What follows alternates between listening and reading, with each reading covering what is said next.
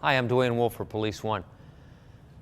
As we go through our training, one of the things the trainers that we're noticing on the street and videos of police officers, there seems to be a fair amount of reluctance for some police officers to go hands-on. Remember, as a police officer, we have all the tools on our belt, but we also still need to be willing and able to go hands-on when we need to go hands-on. What I want to share with you today is a kick that you may or may not be familiar with.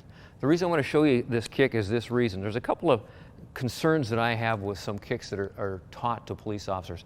If I'm going to use a front kick against Lee, my best area to hit is about waist level, because if I kick the legs, if I'm off even a little bit, I can slide off, which is going to defeat the purpose of the kick.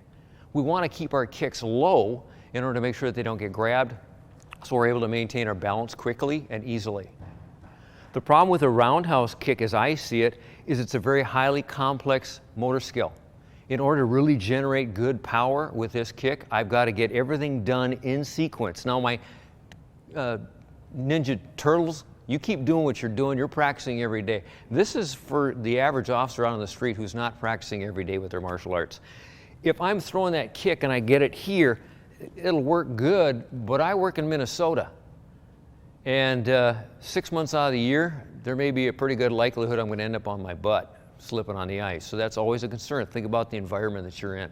Okay? A side kick is also extremely complicated, and I have to do everything in perfect sequence in order to hit it. One of the problems that I see with a kick, with the side kick as well as the roundhouse kick, is this. If I miss, I've got a 50% chance that my opponent, my suspect, is going to end up behind me. And I don't want that. So the kick I'm going to show today is called a T-quick kick. I've seen it in mixed martial arts recently, probably within the last year. They're calling it oblique kick. There's all kinds of names for it. I call it the T-kick because that's basically what I'm doing. The objective here is this. I'm simply going to take my toe and rotate it to the outside. And I'm going to make a T on their leg. Now, what I'm doing is cutting down on the likelihood that if I don't hit it center, then I'm going to slide off and all my energy is going to go into the leg. I want to be coming in with a good stomping action and putting my hips into it. A lot of times in training, we see officers hitting bags, kneeing bags, and there's no hip motion. If all I'm doing is throwing my leg, that's the only weight I'm getting into it. I want to get my entire body weight into it, which means when I hit, I want to step in and through. Ideally, on most force encounters, I want to be aiming at that band above the knee or below the knee. If I start striking to the knee, there's a likelihood that I'm going to cause a potentially serious knee injury. So be aware of the potential damage caused by the kick, as well as your level of force and what you're authorized to do. To apply the kick, there's two ways to do it. I can just bring it up and do it in a stomp motion, either above the knee or below the knee. I can use this if they're getting in too close to stop their forward momentum.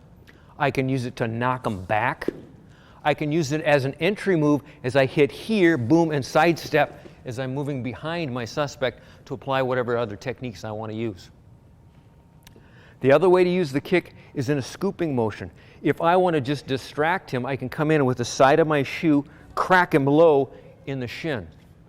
If I want to throw that stomping kick low, I can come in across the top into his instep. If I get behind him, if you're authorized with your level of force to come down on the back of that Achilles tendon, or, as a lot of you have probably already worked this kick, at the back of the knee. I have a very simple saying: if you want people to fold, hit them where they bend. If I try and bend him in a long bone area, they're not going to go anywhere without a great deal of strength and power in my kick. One of the things that I want you to remember about kicks is this.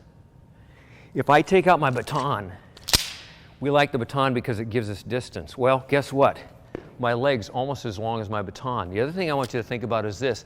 If I take a 100-pound heavy bag, use that as my force meter, and I take my baton and I hit that bag as hard as I can, that bag will probably swing a couple of inches. But if you hit it with a good kick, you're going to see that you're generating far more power with your legs than you can with a baton. So for Police One, a technique that you can put potentially into your toolbox, the T-kick. Thanks, and stay safe.